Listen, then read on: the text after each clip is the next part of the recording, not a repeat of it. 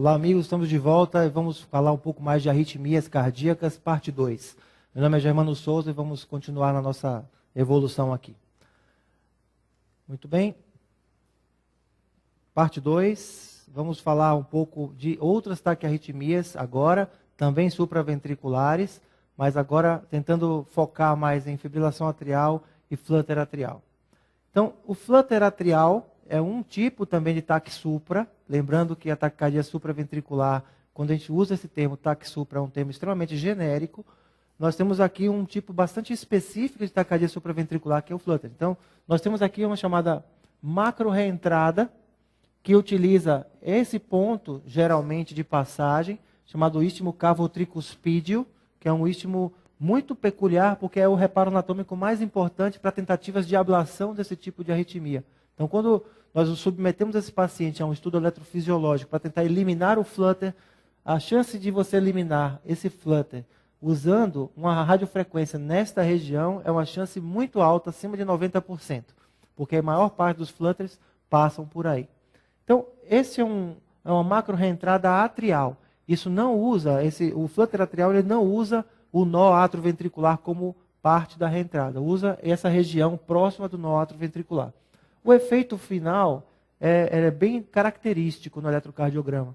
O efeito final é uma taquicardia com QRS estreito, RR via de regra regular, em que você tem uma frequência cardíaca basal, geralmente um submúltiplo de 300, então pode ser 300, pode ser 150 batimentos por minuto, normalmente é um flutter 2:1, né? São 300 batimentos atriais, porque essas ondas atriais elas despolarizam geralmente a 300 batimentos por minuto, ou próximo disso. Então, o nó atrioventricular permite a passagem de metade disso normalmente. Então, você tem uma arritmia com 150, ou 149, ou 151 batimentos por minuto. Toda vez que você vira uma arritmia com um QRS estreito, RR irregular, com a frequência muito próximo de 150, e uma linha de base inquieta, ela nunca está normal, ela nunca está retinha, ela sempre está subindo ou descendo, isso pode ser um flutter atrial. Tá? Então essa é uma dica prática para reconhecimento de flutter. Aqui, por exemplo, você tem uma linha que tem esse serrilhado o tempo inteiro, olha, você vê que é uma linha de base inquieta, com o serrilhado que são ondas Fzão. Essas ondas Fzão, elas têm um intervalo de 5 quadradinhos ou pouco próximo disso, entre uma e outra, então é um ritmo atrial de 300 ou próximo de 300 batimentos por minuto, regular, que é uma manifestação dessa macro reentrada, com esses QRS muito próximos de 150 batimentos por minuto entre um e outro.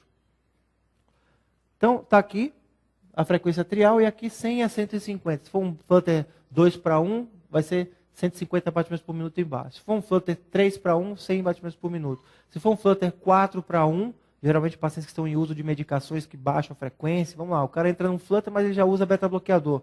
Pode ser que ele tenha uma frequência de 75 batimentos por minuto, e aí fica muito fácil de ver a onda de base. Então, para o flutter, se tiver na dúvida, baixando a frequência dele, você consegue ver melhor a linha de base, que é uma linha com esse serrilhado típico das ondas Fzão do flutter. Está aqui um exemplo típico de flutter 3:1, com 100 batimentos por minuto de frequência, e as ondas Fzão estão bem caracterizadas aqui, com uma frequência atrial organizada de 300 batimentos por minuto. Observe aqui, então, essa diferença, está vendo? Aqui é muito próximo de um quadradão de diferença. Se essa frequência atrial, pessoal, como é que a gente vai diferenciar um flutter de uma taquicardia atrial, por exemplo? Além dessas ondas Fzão, essa frequência de 150, o intervalo entre uma onda P, outra F, outra onda F, como você quiser chamar, se for maior do que 250 batimentos por minuto, a frequência, isso a gente chama de flutter. Se a frequência for menor do que 250 batimentos por minuto, a gente chama de taquicardia atrial. Essa é uma definição arbitrária. Está aqui um flutter 4:1, em que a frequência basal está em torno de 65. 4 ou 5:1, agora eu não sei. 1, 2, 3, 4, quase 5. Então aqui tem quase 60 batimentos por minuto. Então aqui o paciente deve estar sob efeito de algum medicamento que baixa a frequência cardíaca. Então as ondas atriais estão muito clássicas aqui, estão muito bem descritas, muito bem vistas. E a frequência ventricular ela está mais lenta por causa da influência dessas drogas que alentecem a condução no nó atrioventricular. Até aí tudo bem. Lembrando que está aqui, se você olhar aqui, essa frequência atrial está muito próxima de 300 batimentos por minuto, que é uma característica do flutter atrial. Aqui, visto de outra forma, um flutter atrial com BAV variável.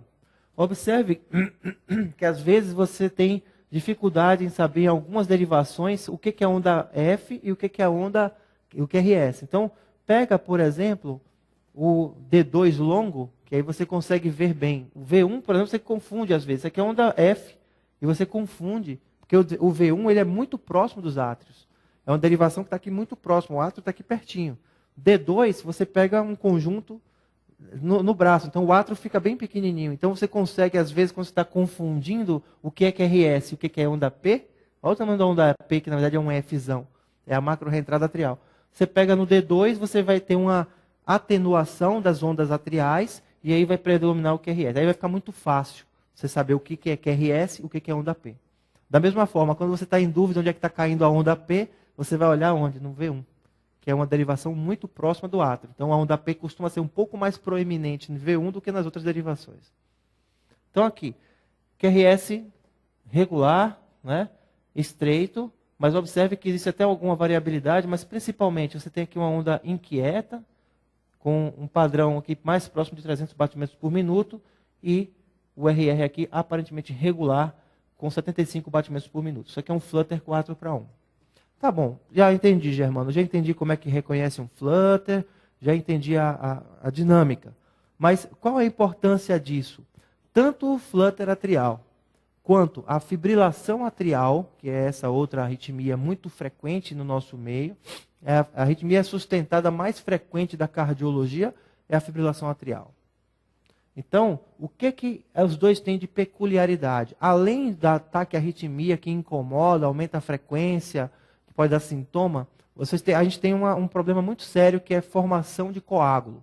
A gente vai falar um pouco disso também, embora não seja o escopo dessa aula especificamente. Mas o risco de fenômenos tromboembólicos a partir do desenvolvimento desse tipo de arritmia atrial e atualmente também da taquicardia atrial leva a gente a nos preocupar em relação a chance desses pacientes terem um risco adicional de fenômenos tromboembólicos, leia-se o principal deles, AVC isquêmico. Então forma coágulo, porque esse átrio está batendo a 300 batimentos por minuto no caso do flutter, no caso da fibrilação atrial de 400 a 500 batimentos por minuto, ou seja, não há uma contração atrial efetiva nesses casos. Isso cria uma estase sanguínea dentro do átrio, que predispõe, principalmente na auriculeta esquerda, na aurícula atrial esquerda, a formar coágulo. Então, aquela região que já é propensa por si só, pela sua característica anatômica, a ficar um pouco mais estático, a passagem de sangue, quando você tem uma contração inefetiva, que é o fruto dessas manifestações arrítmicas no átrio, você tem uma chance maior de formação de coágulo e, naturalmente, de formação de coágulo com desprendimento. Aí você desce dos átrios para os ventrículos, aí sobe um coágulo, geralmente para a circulação cerebral ou para qualquer outro lugar do corpo. Então você pode ter algum fenômeno tromboembólico vinculado à presença dessas arritmias. Mais perigoso ainda é quando o paciente tem essas arritmias, mas não tem tanto sintoma. Então, muitos pacientes podem ter fibrilação atrial oculta, ou flutter atrial intermitente, paroxísticos, que não se manifestam. Isso é comum em pacientes cardiopatas de base que já estão bem medicados. Então, o cara vai lá, o cara tem uma insuficiência cardíaca grave e está em ritmo sinusal na sua consulta. Então, teoricamente, não tem necessidade de anticoagulação de longa data. Só que esse paciente também tem alto risco de entrar e sair de fibrilação atrial, por exemplo. E esse paciente ele pode estar entrando e saindo de FA de forma óligo ou assintomática. E você não tem como perceber isso se você não procurar deliberadamente. Isso é um grande problema hoje na nossa prática clínica. Por quê? Porque mesmo os pacientes que têm fibrilação atrial ou flutter atrial paroxísticos, ou seja, entremeiam ritmo sinusal com esses ritmos, eles também estão em alto risco para fenômenos tromboembólicos. Então, a gente não tem como prever se você não identifica essas arritmias. Então, uma coisa que se discute muito hoje é de que forma nós podemos tentar ser mais sistemáticos na busca desse tipo de arritmia, já que ela implica, muitas vezes, em mudança no tratamento farmacológico desses pacientes. Esse é um desafio muito grande que eu estou só compartilhando com vocês, que é uma coisa do nosso dia a dia e que é uma coisa que tem sido muito ventilada ultimamente nos principais estudos clínicos que interagem fibrilação atrial com outras cardiopatias. A FA já tem um mecanismo diferente de arritmia de formação do que o flutter. O flutter é aquela macro reentrada, é um defeito anatômico que o paciente tem essa predisposição por si só. O átrio, a fibrilação atrial, ela parte de um aumento de um disparo da atividade focal rápida. Então, tem um aumento do automatismo atrial associado a um sustentador, que são múltiplos circuitos de reentrada. Então, geralmente é um fenômeno misto, automatismo aumentado, reentrada aumentada, com modulação do sistema nervoso autônomo. Então, pacientes têm, por exemplo, muita FA paroxística associada a situações de adrenergismo. O paciente tem um susto ou uma contrariedade ou abuso de bebida alcoólica, por exemplo, é muito comum.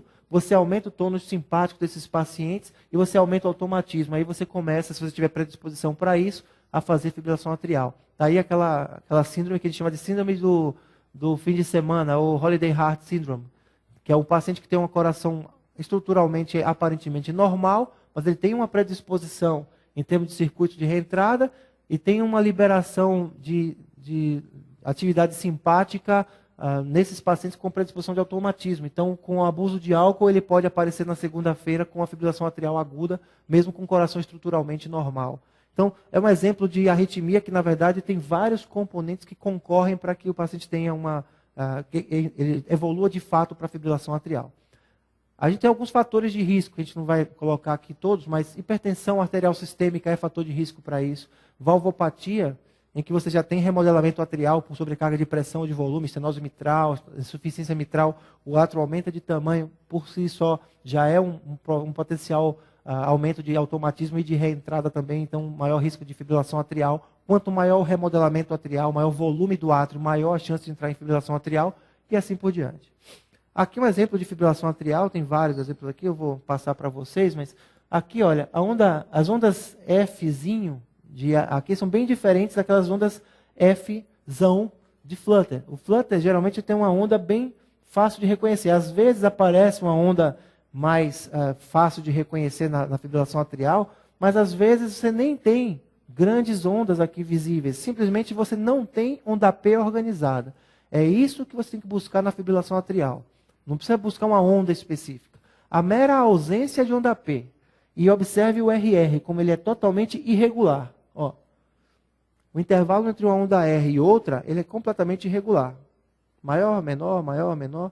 Então, isso não obedece nenhum tipo de regra. Então, é um sistema caótico de passagem. 400 a 500 batimentos por minuto no átrio e que passa o que chegar primeiro lá no sistema, no nó atrioventricular. Então, se o nó atrioventricular estiver funcionando normalmente e o coxim endocárdico for normal, você vai ter um FA, você vai ter uma fibrilação atrial com um RR completamente variável e você tem uma frequência cardíaca geralmente alta.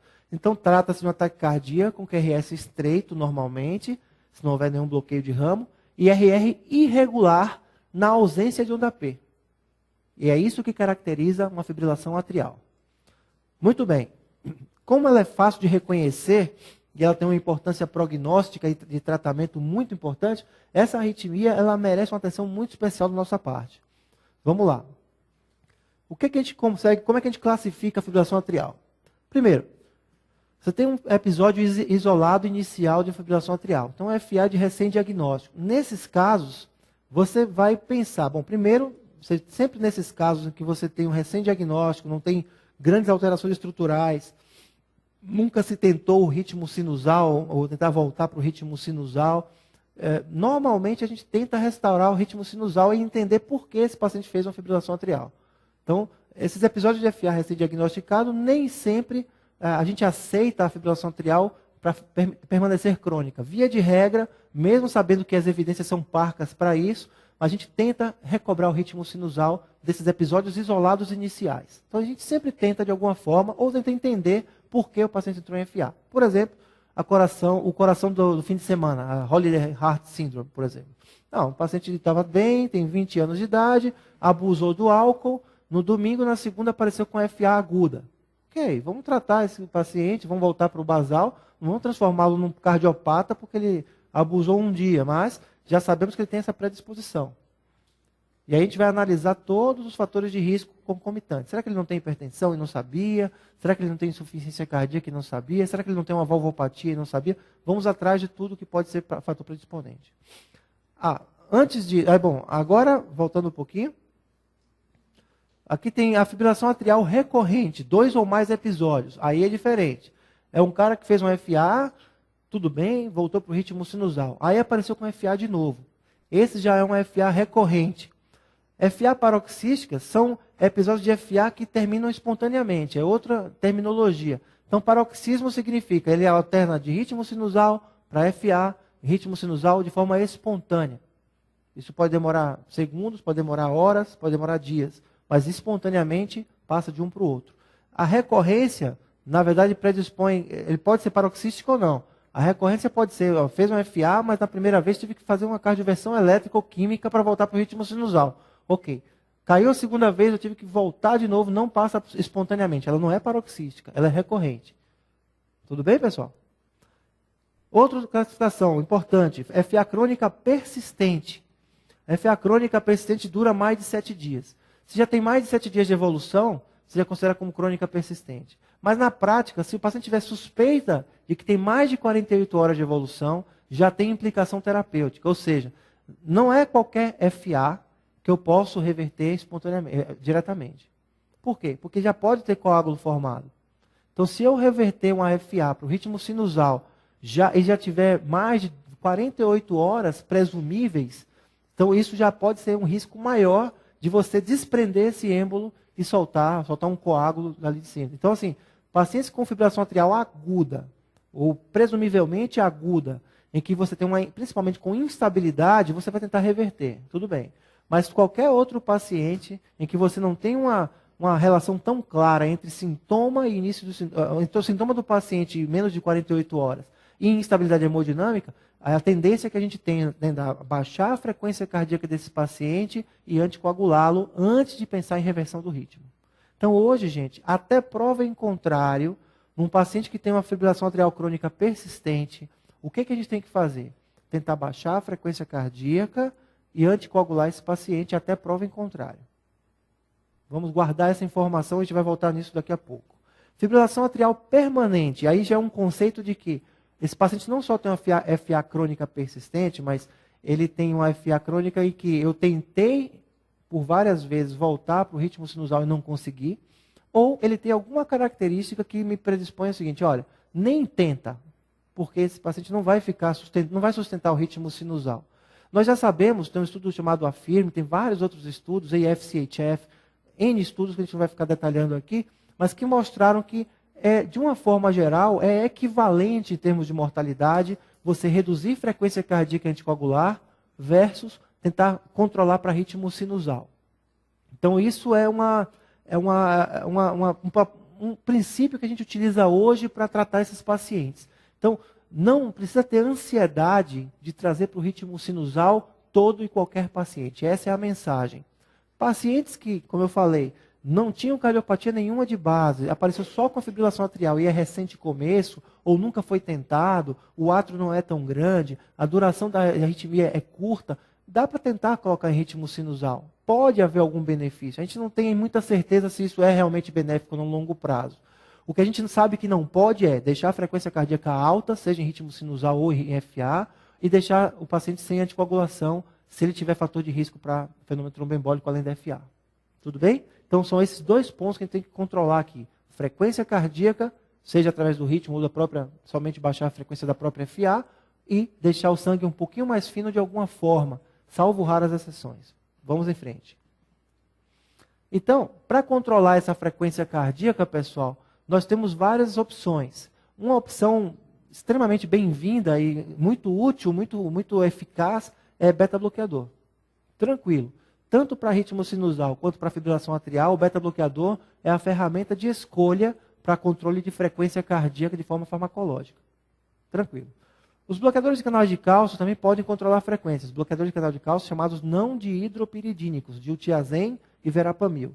Normalmente a gente usa diltiazem e verapamil em pacientes que têm alguma contraindicação a beta-bloqueador. Exemplo clássico, a asma brônquica grave.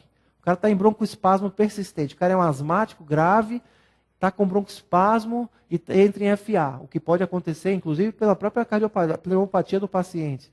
Então, nesses doentes, é muito comum a gente utilizar bloqueador de canal de cálcio, diltiazem, verapamil. Em pacientes, por exemplo, que têm disfunção ventricular sistólica associada a FA, uma alternativa muito interessante é a digital, digoxina. Então, a digoxina ela tem várias propriedades, né, através da bomba de sódio e potássio ATPase, mas ela baixa a frequência cardíaca porque ela reduz a condução no nó atrioventricular.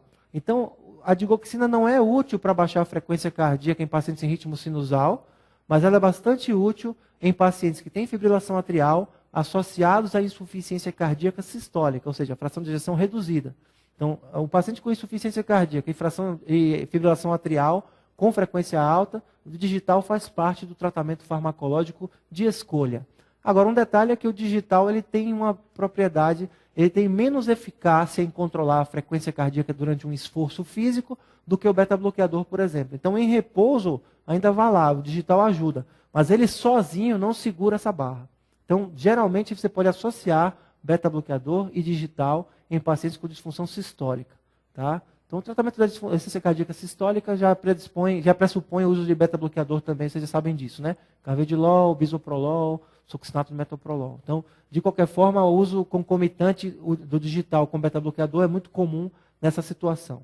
Mas, de qualquer forma, nós temos vários tipos de controle de frequência cardíaca possíveis. Classe 2A, você pode ser beta-bloque ou bloqueador de cálcio com digoxina, como eu falei, principalmente em pacientes com insuficiência cardíaca sistólica. Uma outra opção é a ablação do nó atrioventricular com um marcapasso definitivo. Então, é assim, tem um subgrupo de pacientes com FA que tem dificuldade, a gente tem muita dificuldade em controlar essa frequência cardíaca. Então, o que a gente tem que fazer? A gente tem que eliminar o nó atrioventricular, faz uma ablação, em vez de aquela ablação que a gente fazia com esse feixe anômalo, a gente faz com o nó atrioventricular, para não deixar passar estímulo. E aí eu ponho um eletrodo no átrio, um eletrodo no ventrículo, e eu vou controlar agora, na marra, quanto vai ser a frequência ventricular. Em algumas situações pontuais, isso pode ser uma alternativa. Principalmente os pacientes que têm uma refratariedade ao tratamento farmacológico ou intolerância aos medicamentos de uma forma geral. Então essa é uma alternativa de controle de frequência cardíaca. No PS, você pode usar até a própria miodarona para controle de frequência cardíaca quando o beta-bloqueador ou bloqueador de cálcio estão contraindicados ou quando não tiveram sucesso. Mas aqui vai um alerta. Primeiro, se o paciente tiver uma chance alta de ter trombo intracavitário, o uso da miodarona pode eventualmente reverter a FA. Tá? Então, fica esse detalhe aí. Você pode fazer uma reversão química inadvertida. O outro detalhe é que dificilmente um cara que tratou bem com beta-bloqueador e não respondeu, vai responder a miodarona. Porque a miodarona não é tão eficaz quanto o beta-bloqueador para controlar a frequência. Então a gente usa a miodarona normalmente mais para controle de ritmo. Quando você está pensando em fazer uma reversão da fibrilação atrial para o ritmo sinusal, ou você está pensando na manutenção. Eu vou dar a miodarona, porque eu estou pensando em reverter esse ritmo. Ele não tem coágulo lá, eu fiz um eco transesofágico, não tem coágulo, eu estou baixando a frequência, mas eu estou pensando que se eu reverter esse cara agora, na seca, esse paciente pode voltar a fazer fibrilação atrial de novo. Tudo bem, vai para o ritmo sinusal, daqui a 1 hora ele volta para o ritmo de fibrilação atrial. Então já vou dar a miodarona, porque já vai preparando o paciente para uma impregnação, para tentar sustentar o ritmo sinusal. Essa é uma estratégia que a gente utiliza também. Então, eu estou pensando na miodarona normalmente, não só para controle de frequência. Por isso que é classe 2A. Não é um consenso usar a miodarona para controlar a frequência.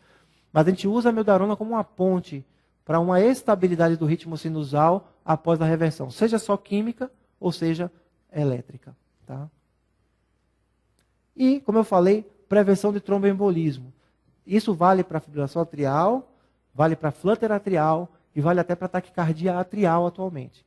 A prevenção de tromboembolismo é muito importante, é um pilar do tratamento também. Não adianta você tratar o ritmo, a frequência e deixar essa parte descoberta. Então você tem pacientes que têm alto risco, tem pacientes que têm risco moderado e tem um paciente com fibrilação atrial isolada, que é o paciente que só tem a FA, ou flutter ou ATA, e não tem nenhum outro fator de risco. Nesses pacientes é que é facultativa a utilização da anticoagulação. Vai sempre pesar risco e benefício, porque existe o risco de fenômeno tromboembólico, mas o risco nesses casos de FA isolada, confirmada, é um risco bem mais baixo do que no paciente que tem FA com alguma outra coisa. E aí, o que são os pacientes de alto risco e os pacientes de risco moderado? Alto risco. Paciente que já teve fenômeno tromboembólico prévio. O cara já teve um AVC. Então, ele é alto risco porque ele pode ter um novo AVC. Mas assim, esse paciente já tem indicação de anticoagulação plena. Ou o paciente tem uma valvopatia primária associada à fibrilação atrial. Esses casos são altíssimo risco.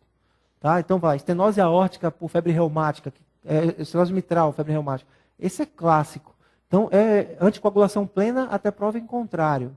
Você sempre, pessoal, sempre em medicina, a gente vai pesar sempre risco versus benefício, claro. Mas a ideia é que a gente faça uma avaliação do risco fenômeno tromboembólico, nesse caso aqui o risco é alto, versus o risco de sangramento. É essa a grande decisão para dar ou não anticoagulante para esses pacientes. E como é que a gente pode fazer essa avaliação? Aí tem vários scores de risco que foram desenvolvidos com essa finalidade. Então, por exemplo, tem o CHADS-2, que leva em consideração se tem insuficiência cardíaca, hipertensão, idade do paciente acima de 75 anos, diabetes, ou se teve AVC prévio, que são pacientes que têm risco alto ou moderado alto, no caso do CHADS-2 positivo. Aí você vai ver quantos fatores de risco o paciente tem para estabelecer a chance de fenômeno tromboembólico. Por outro lado, tem o RAS-BLED, por exemplo, que são várias outras variáveis, hipertensão, também idade, que são fatores de risco para sangramento. Muitos fatores de risco para fenômeno trombótico também é fator de risco para sangramento. Mas aí você vai pesar em termos percentuais, nesses scores de risco, qual é o que prepondera. Olha, esse cara tem um CHADS-2 moderado, mas tem um RAS-BLED muito alto. Eu não vou anticoagular esse cara. Eu vou ter que procurar outras estratégias para proteger esse paciente, mas não com anticoagulação plena. Ah, não, o cara tem um RAS-BLED baixo, tem um CHADS-VASc moderado a alto. Então, o CHADS vai preponderar. Então, você tem um jeito de mensurar isso e precisamente definir qual é a chance maior, se é de trombose ou de sangramento. Tudo bem, pessoal? Tem ferramentas para isso. Então, risco moderado. A idade, por si só, acima de 75 anos, já é um fator de risco moderado. Hipertensão, diabetes, presença de insuficiência cardíaca, principalmente insuficiência cardíaca sistólica, tudo isso associado a FA, já considera-se risco moderado. Então, tudo que for alto risco é classe 1. Se você tiver vários fatores de risco moderados, você tem indicação classe 1 para anticoagular. Se você tiver um fator de risco moderado, você tem uma indicação classe 2A, provavelmente útil você fazer uma anticoagulação para esses pacientes. Se for uma FA isolada, sem grandes fatores de risco, aí pesa-se risco e benefício. Às vezes pode-se pesar usar aspirina, 300 miligramas, no lugar da anticoagulação plena. E que tipo de anticoagulação plena que nós temos hoje no nosso meio? Nós temos várias. Né? Aqui no isolado a gente já falou, não tem doença cardíaca, idade menor que 60 anos, não tem fator de risco para fazer um tromboembólico. Esse é o que a gente fica pensando. Para prevenção de tromboembólico, classe 1, então, se tiver FA e flutter igual, a essa anticoagulação está indicado para todos os pacientes com FA, exceto FA isolado, que a gente tem que ponderar. E anticoagulantes orais, um ou mais fatores de risco, ou se tiver 2 ou mais fatores de risco moderado. Pode passar. O anticoagulante oral, de novo, ideal para pacientes que têm 1 ou mais fatores de alto risco, ou 2 ou mais fatores de risco moderado. E você considera o AS, que tem contraindicação para anticoagulação oral plena, e em pacientes de baixo risco, que você pode considerar a utilização do AS. Por quê? Porque o AS ele é quase igual a placebo. Ele foi um pouco melhor do que placebo em estudos da década de 90, tá? SPAF, por exemplo. Mas a diferença dos anticoagulantes orais, por exemplo, varfarina versus aspirina é total. Então, se você quer realmente proteger o paciente para fenômeno tromboembólico, a preferência sempre é utilizar pelo menos a varfarina. E aqui cabe, pessoal, uma palavrinha sobre os novos anticoagulantes orais. Não quero entrar nesse detalhe, que é um outro capítulo totalmente à parte. Mas existem outras estratégias hoje, outras medicações que surgiram justamente pelo inconveniente da varfarina de ter que se fazer controle de INR. Você tem que fazer um exame. Tudo bem que a varfarina ela é reversível, então o efeito dela é vitamina K dependente. Então, se você der vitamina K para o paciente que está usando cumarínico, o varfarina, Marevan, Coumadin, você reverte. Você pode reverter esse tratamento. Se você repuser fator 8, por exemplo, fator protrombínico, você reverte. E você pode mensurar também o efeito do Marevan com o INR. Então, o tempo de protrombina, ele é um reflexo da dose que você está dando de Marevan, de cumarínico para o paciente. Isso tem uma vantagem e tem uma desvantagem. A vantagem é que, em caso de intoxicação, você pode reverter rapidamente com um tratamento plasma fresco ou até com só vitamina K em caso que não tem sangramento. Por outro lado, é um inconveniente muito grande. Você tem um paciente que tem que ficar fazendo dosagens repetidas desse exame de sangue. E é uma anticoagulação para a vida inteira isso daí. Então, imagina a vida inteira você tem que ficar todo mês, ou toda semana, cada 15 dias, fazendo dosagem de TP. Então, para isso, tiveram dois avanços. Um foi a dosagem do TP, do tempo de protrombina, com ponta de dedo, em casa. Tem uns aparelhos chamados CoaguCheck, por exemplo, que você dosa em casa, e então, em tempo real você fica sabendo. Você não precisa ir para um laboratório, mandar para o seu médico, você mesmo interpreta. Está lá o INR, que normalmente na fibrilação atrial, você deixa entre 2 e 3 de INR, que é a relação internacional normatizada. Então você tem lá, se está entre 2 e 3, você sabe que está no alvo, beleza. Se estiver acima de 3, é que está anticoagulado demais. Se abaixo de 2, é que está subanticoagulado. Então você ajusta a dose do Marevan de acordo com isso. Então surgiram como alternativa, além de você dosar em casa, surgiu os novos anticoagulantes. Aí tem a dabigatrana, que é um tipo de anticoagulante novo. Tem o inibidor direto de trombina, tem inibidor de fator 10 ativado, tudo via oral. Seria o equivalente a alguns que são parecidos com Clexane por via oral. Então tem a rivaroxabana, também é uma outra alternativa. São estudos que foram constituídos em paralelo e que mostraram benefício, mostrando que é tão eficaz quanto ou até um pouco mais eficaz do que a própria varfarina e mais seguros, em termos de sangramento do sistema nervoso central. E a pixabana. Então são 3 tipos. Tem o estudo Aristóteles da pixabana, estudo Rely da bigatrana, estudo Rocket, que é o estudo com rivaroxabana. Então hoje os nomes comerciais tem vários aí, mas assim, tem dabigatrana, o nome da droga, rivaroxabana e apixabana. São as 3 principais medicações de anticoagulação oral que não precisa dosar nada no sangue no médio e longo prazo. Então isso às vezes é de dose única, outras são de dose dupla por dia, também tem esses detalhes posológicos, mas o fato é que você pode usar a anticoagulação com a mesma eficácia ou até maior, mas em pacientes que não precisam mais dosar no sangue todo mês aquela situação. Mas tem alguns cuidados a serem tomados. Primeiro, o problema é o custo, são bem mais caros, o Marevan custa centavos, e o custo dessas outras drogas é extremamente alto. Então, assim, se você for para implementar numa saúde pública, tem que pensar em custo-efetividade. Será que vale a pena pegar o SUS brasileiro para 200 milhões de pessoas e transformar a neguinho que está usando o Marevan bem para um negócio desse aí? Difícil. Talvez um paciente que tem indicação de Marevan, de cumarínico, mas eles têm uma absorção muito errática, talvez se beneficie pontualmente desse tipo de medicação. E assim, também tem que lembrar que os estudos desse tipo de anticoagulante oral foram feitos em fibrilação atrial não valvar. Então, isso não é extensível, por exemplo, para paciente que tem febre reumática, estenose mitral e fibrilação atrial. Nesses doentes, por exemplo, continua sendo velho e bom Marevan, tá?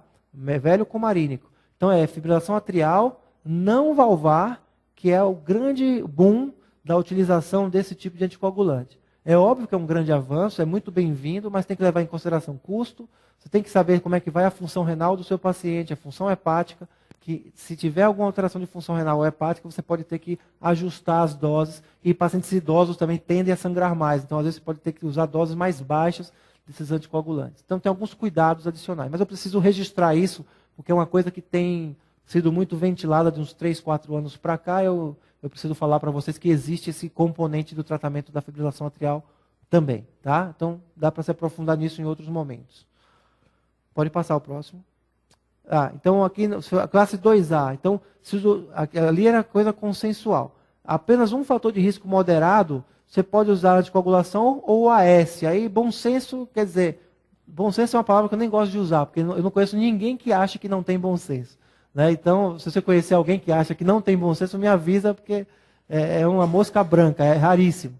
Então, bom senso não é uma coisa para a gente confiar. Então, o ideal é que, se o paciente tem Se você vai julgar entre a anticoagulação plena ou aspirina, talvez uma coisa importante seja você fazer uma avaliação objetiva de risco de sangramento desse doente. Porque o risco trombótico dele é um risco moderado, é um fator de risco moderado somente. Então, se o Hasbled, o risco Hasbled que você fizer dele, for alto, você vai tentar ponderar AS ou até mesmo não dar nada.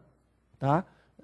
Versus um paciente que tem um Hasbled muito baixo e tem um fator de risco com fibrilação atrial, insuficiência cardíaca e fibrilação atrial, eu anticoagularia esse paciente, por exemplo. Tá? E a conduta na FA, pode voltar só um pouquinho, permanente ou persistente ou paroxística, tem que lembrar que é a mesma. Ah, Germano, mas é que esse cara está em ritmo sinusal agora. Não importa. Você está em ritmo sinusal agora, mas estava entrando e saindo de FA e você já presenciou isso, o que você espera? Vai esperar o AVC para poder anticoagular esse cara? Então, vale a mesma coisa. Paroxística, persistente ou permanente, para nós é igual. E flutter, e TA e FA são a mesma coisa também. Próximo.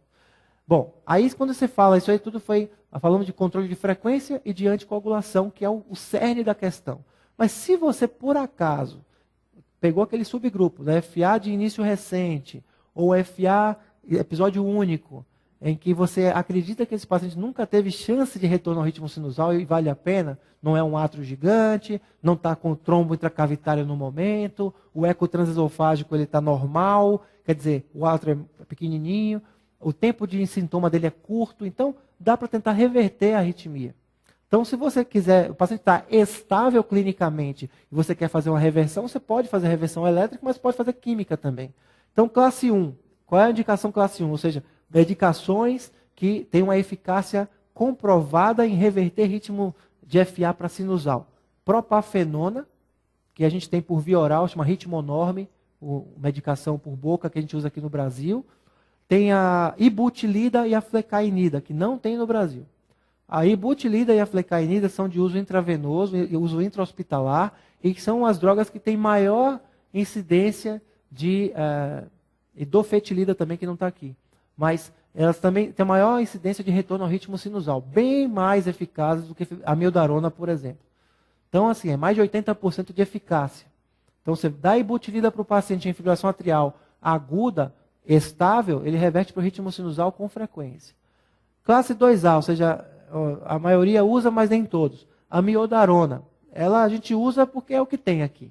Aqui no Brasil, para usar intravenoso para reversão de fibrilação atrial, é a miodarona intravenosa. Mas a eficácia da miodarona intravenosa ela é inferior do que a propafenona. Então a gente, por exemplo, um paciente que tem um ventrículo preservado, ou seja, não tem fração de ejeção baixa, e entra em FA paroxística, a propafenona é uma excelente medicação, tanto para reversão, quanto para manutenção do ritmo em ritmo sinusal. É uma droga mais eficaz do que a miodarona e tão segura quanto ou melhor. Tá? Agora, se o paciente tem fração de ejeção reduzida, ou suspeita de Wolff-Parkinson-White, que a gente falou da outra vez, lembra? Então, usar beta-bloque, usar propafenona que tem efeito beta-bloqueador, estão contraindicados. Então, nesse caso, é a miodarona. Então, suspeita de Wolff, ou disfunção sistólica, insuficiência cardíaca sistólica, em pacientes com fibrilação atrial, em que a gente quer reverter o ritmo sinusal, para ritmo sinusal, a droga de escolha seria a miodarona, nesses subgrupos. Tudo bem? Vamos lá. Cardioversão elétrica. Classe 1 é quando o paciente tem fibrilação atrial, ou flutter atrial, ou taque atrial, ou TRN, ou taquicardia atrioventricular, com instabilidade.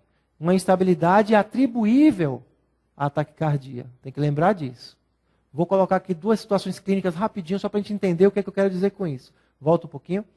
Então, FA de alta resposta com instabilidade. Vou colocar a situação número 1 para vocês exercitarem aqui.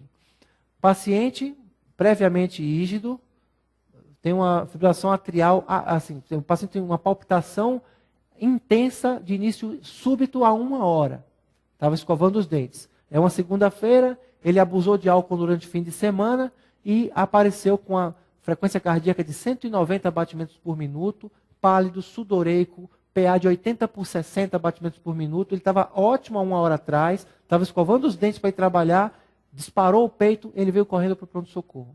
Ele chegou lá estava um ritmo de fibrilação atrial, pulso 190, PA 80 por 60, pulmão congesto em bases, Frequência respiratória, 28 incursões por minuto, saturando 85% em ar ambiente. Colocou monitor, oxigênio, veia e viram esses sinais vitais. O que você tem que fazer com esse paciente? O ritmo é de FA na sala de emergência. Cardioversão elétrica imediata. Por quê? Porque isso é uma presumível fibrilação atrial aguda. Aí você pergunta, essa é o FA de alta resposta? Sim. É aí a segunda pergunta que vale $1 milhão. Essa instabilidade que o paciente apresenta, essa hipotensão com congestão, é atribuível à entrada em FA? Sim. O cara que não tinha nada e que do nada apareceu com esse sintoma associado a uma fibrilação atrial de alta resposta, a reversão da FA deve reverter também esse sintoma todo. Isso é um dado ACLS-like. Até quem fez só ACLS já toca esse caso com o pé nas costas. Legal. Reverte com cardioversão elétrica. Agora, vamos pensar num outro tipo de situação. Um cara de 25 anos, 2 trocas valvares prévias por febre reumática. Tinha estenose mitral, trocou a primeira, trocou a segunda vez. Então, o paciente já vem valvopata desde os 12 anos de idade, sabidamente. Então, ele vem, a gente não sabe, não tem nenhum eletro, ele chegou sozinho, mas chegou com a história de febre há 10 dias, há 7 dias está tomando amoxicilina sem sucesso, continua com febre, aí ele chega na sala de emergência com, entrada na emergência, pulso 190, igual ao outro paciente, PA 80/60, pulmão, tem estertores crepitantes esparsos, frequência respiratória 28, saturando 85% em ar ambiente, temperatura 38,5, certo? Ok. Aí você trata esse paciente. Esse paciente está com FA de alta resposta? Tá. Sim ou não? Tá. Agora, essa instabilidade que esse paciente está, essa pressão baixa, esses estertores pulmonares, são atribuíveis à entrada em FA de alta resposta? Aí eu já não sei. Está me parecendo mais um paciente valvopata, que pode ter uma FA crônica, provavelmente, que a frequência cardíaca subiu porque o paciente está séptico. É uma pneumonia, provavelmente, com um paciente séptico e a frequência está alta. Então, é revertendo a FA que eu resolvo o problema desse paciente? Provavelmente não. Provavelmente você vai ter que tratar o choque séptico desse doente. Deu para entender que também não é receita de bolo sempre. Mas se você atribuir essa instabilidade do paciente à entrada na arritmia em alta frequência, a indicação é cardioversão elétrica imediata. É isso que eu quero trazer para vocês de mensagem. Tudo bem? FA com Wolff é a mesma coisa. Preferência é reversão elétrica e se for utilizar alguma coisa para manter o ritmo sinusal, amiodarona, para evitar que você aumente a chance de complicações bloqueando no átrio ventricular. Manter ritmo sinusal, de novo, propafenona por via oral, sotalol por via oral e amiodarona, principalmente se o paciente tiver disfunção ventricular ou suspeita de Wolff. Se o paciente não tiver um ventrículo perfeitinho, é melhor preferir propafenona ou sotalol, porque eles são muito mais eficazes em manter o ritmo sinusal do que a própria amiodarona. Bom, eu acho que de fibrilação atrial já deu. Mas a gente investe muito tempo nela, no Flutter, porque realmente cai todo ano, muito, e cai na vida, principalmente por isso. Vocês vão se deparar com situações de FA o tempo inteirinho. E com o envelhecimento populacional isso não vai mudar, só vai piorar. Agora vamos para as arritmias ventriculares para a gente fechar. Primeiro, extrasístoles ventriculares. Lembrem aqui. Ritmo sinusal, PQRST, PQRST, PQRST. E logo aparece aqui um complexo anômalo, largo, sem onda P precedendo e prematuro. Era para aparecer o próximo QRS aqui e aparece esse QRSzão antes. Isso é um complexo prematuro ventricular ou extrasístole ventricular. Isso aí. Por que eu chamo de extrasístole ventricular? Bom, estando o QRS largo, pessoal, vamos simplificar. Até prova em contrário, é de origem ventricular. Então, essa arritmia aqui não é supraventricular. Esse aqui é um exercício ventricular, tá bom? Da mesma forma aqui embaixo, ó. PQRST, PQRST, PQRS, cadê? Aparece antes da... Prematuramente aparece o QRS. Então, QRS largo, prematuro, sem onda P, é um complexo ventricular. Aqui, extracístoles ventriculares polimórficas. Aqui é o QRS normal do paciente, aqui um QRS com uma morfologia, aqui um outro QRS com outra morfologia. Então, são extracístoles ventriculares polimórficas. Bigeminismo. Aqui tem um QRS normal, um extrasístole. Um QRS normal, um extrasístole. QRS normal ou extracístole. Isso aqui chama-se bigeminismo. Esse bigeminismo aqui é ventricular premature beat. Então, batimento prematuro ventricular, que é o que a gente chama de extracístole aqui no Brasil. Na verdade, isso aqui, esse bigeminismo muitas vezes causa uma pseudobradicardia. Você pega só o pulso desse doente, você vai ter somente metade, porque geralmente você tem uma pausinha compensatória, essa contração gera um pulso, essa segunda contração gera um pulso muito débil. Então você pode encontrar uma frequência de 40, quando na verdade a frequência é de 80. Então toma cuidado quando os pacientes estiverem com essas bradicardias, ausculta junto com o pulso. Para ver se não tem uma ausculta de bigeminismo, por exemplo. Você não pensar, não, agora vou ter que tratar uma bradicardia. Aí você vai dar uma droga, uma dopamina, você vai aumentar a chance de arritmia desse doente, por exemplo. Entendeu? Então não é só o pulso, é a frequência cardíaca auscultada que vale. Aqui, por exemplo, taquicardia ventricular não sustentada. O que é taquicardia ventricular não sustentada? 3 batimentos extras acoplados. A gente chamava de salvas, né? Mas hoje em dia chama-se taquicardia ventricular não sustentada. 3 ou mais batimentos juntos, sem interferência do ritmo sinusal entre eles. Então isso aqui, por exemplo, já é uma TVNS. Aqui é uma taquicardia ventricular não sustentada, TVNS. Então, o que é uma taquicardia ventricular sustentada? Das duas, uma. Ou uma taquicardia ventricular, ou seja, um batimento ventricular atrás do outro, sem ritmo sinusal entremeado, que dura 30 segundos ou mais. Isso aí é uma taquicardia chamada taquicardia ventricular. Ou você tem uma instabilidade hemodinâmica quando você entra nesse tipo de arritmia. Então, ou um ou outro. Então, se você durou 15 segundos, mas caiu a pressão do doente, você chama esse paciente de taquicardia ventricular sustentada. No fundo, são todas arritmias ventriculares complexas. Esse que é o termo genérico que a gente utiliza. Aqui é uma TV clássica. Aqui é uma tirinha daquelas de arritmia ventricular que a gente pega na sala de emergência. O paciente chega com palpitação, ou dor torácica, ou dispneia, o que for. Na hora de monitorar, aparece isso aqui. Então, a taquicardia com QRS largo, mais de 3 quadradinhos, com RR regular. Regular.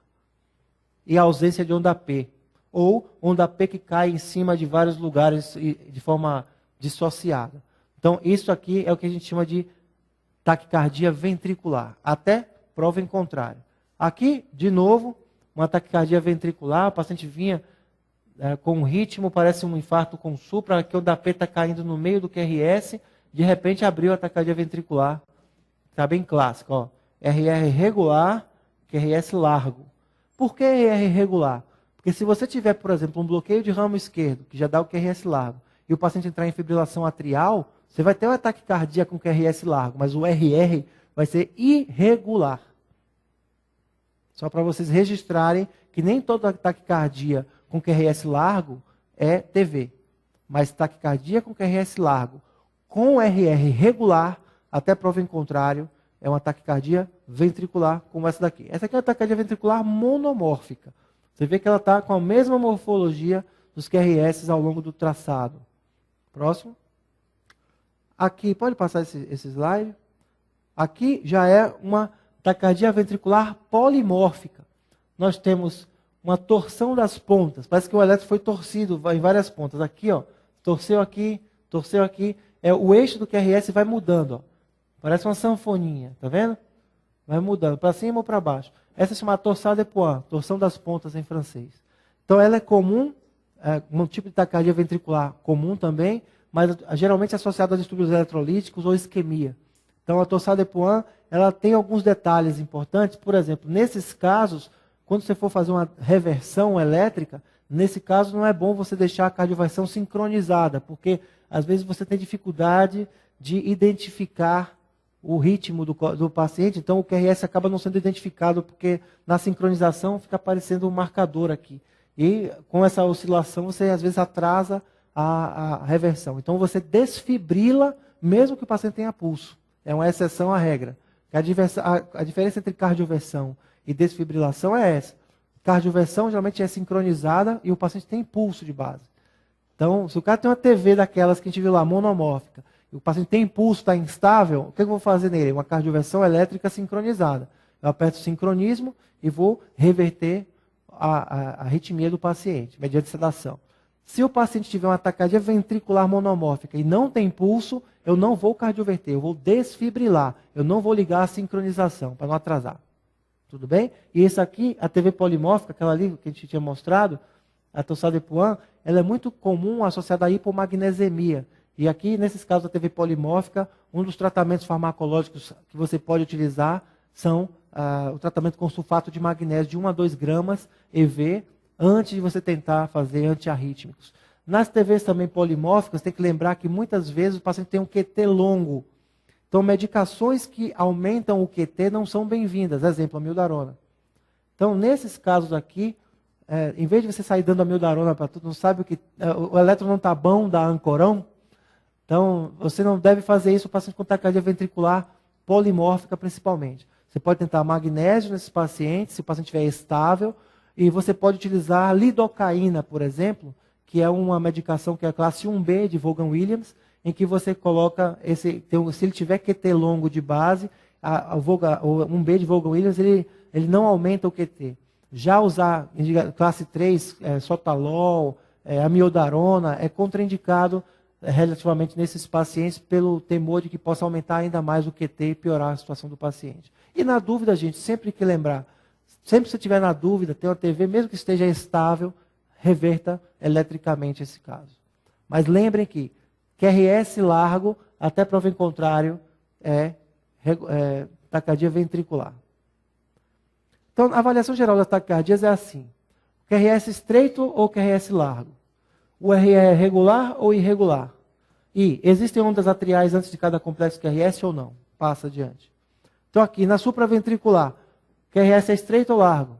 Estreito aqui. RE é regular ou irregular? Regular. E onda P precede QRS, aqui não tem onda P visível. Mas isso aqui é uma taquicardia supraventricular, porque o QRS é estreito, o RE é irregular, e a P pode estar aparecendo aqui no pós. Isso aqui parece uma onda P. Isso aqui é típica taquicardia por reentrada nodal, que a gente já viu. Aqui é mais uma revisão. E aí, às vezes acontece, taquicardia QRS largo, ela pode ser supraventricular com condução aberrante, ou pode ser uma taquicardia ventricular, mas vamos para as máximas. Como é que a gente vai diferenciar, então, uma taquicardia ventricular de um ataque supra com condução aberrante? Bom, primeiro lugar, primeira coisa para vocês reterem, 80% das taquicardias com QRS largo, RR irregular e sem onda P é taquicardia ventricular, sem olhar para mais nada do quadro clínico. Só em você encontrar uma arritmia ventricular larga com essas características, é TV em 80% da vida. Então a probabilidade pré-teste já é altíssima de ser TV. Começa daí. Segundo, paciente com antecedente de insuficiência cardíaca tem um valor preditivo positivo de 96% de ser TV. Então, se o cara tem uma arritmia larga e tem já história de insuficiência cardíaca, aí a chance é de 96% de ser taquicardia ventricular. Se você quiser fazer filigrana para tentar dizer que isso aqui é supra com condução aberrante, quiser aplicar critério de Brugada, problema seu. Se eu fosse você, eu trataria como se fosse TV. Próximo. Pior, se o cara tem história de infarto prévio, tem um valor preditivo positivo de 98% de ser TV. Então, assim, você olha para o traçado, só de olhar que é RS largo, é regular, sem onda P, é TV, vai. Ah, não, eu sou demais, eu estudei e tal, eu sou mais eu, tá bom. O cara tem história de insuficiência cardíaca, então tem 96% de chance de ser TV. Ah, mas eu apliquei o critério de Brugada e não deu. Problema teu, tem 4% de chance de estar certo, de base. Tá? Se você tiver infarto prévio, 98%. Então, último caso, pode passar, aí sim, você aplica o critério de Brugada. Aí você vai utilizar critérios anatômicos e tal. Mas lembrem, pessoal, está na dúvida, quer descomplicar, é taquicardia ventricular até prova em contrário. Seguinte. Então, QRS estreito ou QRS largo? QRS estreito, gente, sempre, olha que em medicina é difícil dizer sempre, hein? Mas sempre é supraventricular. Não tem como você ter QRS estreito sendo uma taquicardia ventricular. Tá? Então, QRS estreito, regular, é sempre supraventricular. Desce pelo sistema His-Purkinje. QRS largo, pode ser supra com aberrância ou TV, mas a gente já falou sobre isso. Próximo. RE é regular ou irregular? Na TV, o RR é regular. Quando você tem irregularidade, tem que suspeitar de fibrilação atrial. Seguinte. Existem ondas atriais antes de cada complexo QRS? Na TV, não tem a onda P antes do QRS. Pode aparecer depois, mas totalmente dissociada. Ok? Então, É assim que a gente faz as avaliações e não confundam e não se compliquem à toa. Se tem uma arritmia que parece uma TV no quadro clínico do seu doente, o cara com insuficiência cardíaca ou com isquemia e que aparece com QRS largo, TV, é TV, tá bom? Trata como tal. Seguinte, está aqui uma TV de novo, já estamos cansados de ver TV, né? Nesse caso aqui na verdade não é uma TV, isso aqui tem um onda P que precede o QRS, ó. Isso aqui, na verdade, é uma taquicardia sinusal. Pode levantar. Santa Casa, vamos lá, vamos fazer umas questões para a gente fechar aqui. Um homem de 68 anos com antecedente de hipertensão, dá entrada na emergência com queixa de cansaço e edema de membros inferiores há 3 meses. 68 anos, hipertensão, edema de membros inferiores e cansaço há 3 meses. Piora há 1 semana. Então, é uma insuficiência cardíaca de base que piorou há 1 semana pelo jeito. Nega palpitações. O exame físico, PA 150 por 100, frequência de 120, frequência respiratória 24, saturando 96 em ar ambiente, discretos estertores nas bases pulmonares. Eletro abaixo, a gente vai ver. Eco, fração de ejeção de 60% e hipertrofia ventricular esquerda. Qual é a melhor opção de tratamento inicial segundo as diretrizes? Bom, eletro é esse aqui. É uma frequência alta, entre 100 e 150, com RR irregular, sem onda P. Não tem onda P no traçado. Então, ataque cardíaco com QRS estreito, RR irregular e ausência de onda P. Isso é uma fibrilação atrial. Então, essa fibrilação atrial é aguda ou crônica? Bom, esse cara não tem sintoma de palpitação.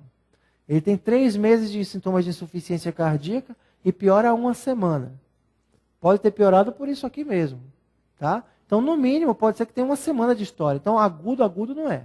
Ou pelo menos eu não tenho elementos para pensar que isso aqui é FA aguda. Então, eu devo reverter imediatamente esse paciente para o ritmo sinusal? Calma, por quê? Porque eu tenho chance de ter já formação de coágulo nesse paciente, ele tem insuficiência cardíaca, ele tem hipertensão, tem fator de risco.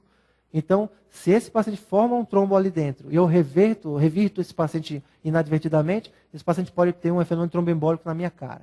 Então, o que você tem que fazer aqui? Baixa a frequência e anticoagula. Então vai. Cardioversão elétrica? Não. Amiodarona EV e anticoagulação. Eu não faria isso porque a amiodarona pode reverter. Metoprolol EV e anticoagulação plena. Boa opção. Você baixa a frequência com beta-bloqueador e anticoagula o paciente. Perfeito. Até aí, minha opção é essa. Diltiazem e anticoagulação profilática. Não. Se fosse diltiazem com anticoagulação plena, ia ficar complicado, porque os dois são corretos. Mas o beta-bloqueador tem preferência em relação ao bloqueador de canal de cálcio. Normalmente, se não tiver contraindicação. E o metoprolol pode ser porque ele tem disfunção, aparentemente a fração de ejeção é preservada, então independente do beta-bloqueador que eu use aqui, está tranquilo, a fração de ejeção é de 60%. A insuficiência cardíaca dele é basicamente diastólica, pelo jeito. E a amiodarona EV com lanatosídeo C, que lanatosídeo é de goxina digital, e anticoagulação profilática. Não, está tudo errado. A amiodarona está errado porque pode reverter. O lanatosídeo C, o paciente que tem fração de ejeção preservada, não tem grandes benefícios. E a anticoagulação profilática não é suficiente, a gente tem que anticoagular plenamente. Eu marcaria letra C. UF. Paciente de 76 anos, hipertenso e diabético. Ele chega à unidade de pronto atendimento com palpitações e cansaço, que tem ocorrido de modo intermitente nas últimas 3 semanas. Então, palpitação e cansaço em 3 semanas. Ao exame está lúcido, frequência cardíaca de 140, ritmo cardíaco irregular, PA 124 por 62, saturação de 92%, frequência respiratória de 20. A equipe de saúde instala oxigênio, monitor, pega um acesso venoso, move. Eletro, ritmo de fibrilação atrial. Primeira conduta a ser adotada pelo médico. Administrar digoxina intravenosa para controlar a frequência? Vamos ver. B. Sedar e fazer cardioversão elétrica sincronizada com 120 joules bifásicos. Eu não faria isso porque já tem uma história mais prolongada, mesma coisa, né? Proceder à infusão de amiodarona para cardioversão química. Não faria isso também. Desfibrilação cardíaca imediata com 200 joules. Aí é para quem está em parada cardiorrespiratória em FV, não é nada disso. Administrar metoprolol venoso para controlar a frequência cardíaca. Entre digital e metoprolol venoso, o mais eficaz é o metoprolol venoso. Então eu faria a letra E. Claro, tem que anticoagular o paciente também, né? Nesse caso aí, o paciente tem provavelmente anticoagulação porque é hipertenso, diabético e idade avançada. Então tem vários fatores de risco para anticoagulação. FEMIG, uma agente comunitária de saúde lhe pede que visite uma paciente diabética, 68 anos, em seu domicílio. Ela viera do hospital onde se internara por acidente vascular encefálico há 3 meses. Então, é uma paciente que estava domiciliada com sequela de AVC e 68 anos. Sua glicemia estava ajustada, 132, e PA de 140/80, mas seu coração estava muito irregular. O seu exame revelou um ritmo cardíaco caótico, com alteração contínua da fonese primeira bolha e frequência de aproximadamente 92 batimentos por minuto. Então, uma frequência até controlada. Sua medicação era insulina, metformina, enalapril e furosemida. A conduta mais adequada à situação clínica e sua base racional é reajustar a dose de insulina para obter um estrito controle glicêmico e reduzir seu risco de AVC, de cardiovascular e introduzir aspirina e estatinas para reduzir AVC. Não é por aí. A gente sabe que controle estrito de glicemia tem causado mais problema do que ajudado. Então, entre 100 e 150 batimentos por minuto está muito bem uma glicemia randômica. E não é assim que a gente vai conseguir melhorar resultado contra a AVC dessa paciente. Se ela tem esse ritmo irregular, provavelmente é fibrilação atrial. Ela está tomando insulina, metformina, enalapril e furosemida, não está anticoagulada. Então, a principal intervenção para redução de chance de AVC nessa doente, que já teve AVC prévio, ela tem um CHADS-2 altíssimo. Diabética com AVC prévio, tem indicação formal de anticoagulação, agora que viu que tem FA. Realizar um eletro para diagnosticar ataque à arritmia atrial paroxística após AVC, sugerida pela ausculta, e iniciar a meldarona para converter ao ritmo sinusal. Eu não converteria para o ritmo sinusal tampouco. Tá? Realizar eletro para diagnosticar essa possível fibrilação atrial e considerar a anticoagulação crônica para reduzir risco de novo evento tromboembólico. É isso aí. Né? E reinternar a paciente para fazer a conversão da arritmia para ritmo sinusal. Não. Então é isso aí. Eletro para fazer FA, controle de frequência já está razoável, mas podemos controlar um pouquinho melhor, e anticoagular a paciente até prova em contrário. Secretaria de Saúde de Santa Catarina. Paciente do sexo masculino, 62 anos, vem para a emergência com queixa de dispneia e dor torácica em aperto há cerca de 1 hora. Dispneia e dor torácica, 62 anos. Ao exame, frequência cardíaca de 170 batimentos por minuto, pulso radial irregular, hipotensão arterial. O eletrocardiograma da chegada mostra uma fibrilação atrial. A filha refere que o paciente é hipertenso e realizou o exame de revisão recentemente sem alterações. Então era um cara que estava bem, tinha revisado recentemente, estava tranquilo, e de repente, a 1 hora, uma dor torácica com dispneia em aperto, dor torácica em aperto, com frequência cardíaca alta, ritmo irregular, 170 batimentos por minuto. Então, assinale a conduta a ser tomada para o tratamento do ataque à arritmia desse paciente. A. Realizar a cardioversão elétrica. Concordo. O paciente estava bem, tem exames recentes mostrando que estava bem, provavelmente ritmo normal, e a 1 hora ele teve palpitação, dor torácica, dispneia agudos. E o paciente criou aqui uma instabilidade. Dor torácica, pessoal, angina desse paciente ou dispneia é sintoma de instabilidade. Não precisa necessariamente ter hipotensão arterial para o paciente ser considerado instável. Então, um paciente como esse, que tem uma história muito aguda, está com dispneia e taquicardia, olha, beta-bloqueador está errado. Se a PA tivesse normal, dá até para tentar. Mas não está errado, a cardioversão elétrica e é a principal opção. Lembre, então, que instabilidade não é só hipotensão. Instabilidade tem hipotensão ou dispneia com dor precordial, também é critério de instabilidade, porque você está tendo um consumo de oxigênio. Então, ele pode não estar hipotenso agora, mas pode ficar daqui a alguns minutos. Então, você procrastinar muito esse paciente é complexo. E administrar meldarona é uma alternativa se quiser fazer reversão química, mas eu estou considerando esse paciente como instabilidade. Nesse caso, tem hipotensão arterial, então não tem nem o que discutir. Tá? Está hipotenso associado ao ataque à arritmia. Aquela pergunta que eu falei, essa instabilidade é atribuível a essa arritmia de alta frequência? Sim, então reverte. Tá? Então, beta-bloque, meldarona, adenosina, nem pensar. A adenosina não ajuda nada na fibrilação atrial. E iniciar a heparinização não está errado também. Mas o ponto número 1 agora é cardioverter o doente. Tudo bem? Então, dúvidas, perguntas e angústias no site, por e-mail, a gente responde com prazer para vocês. Tá? Muito obrigado. Até a próxima.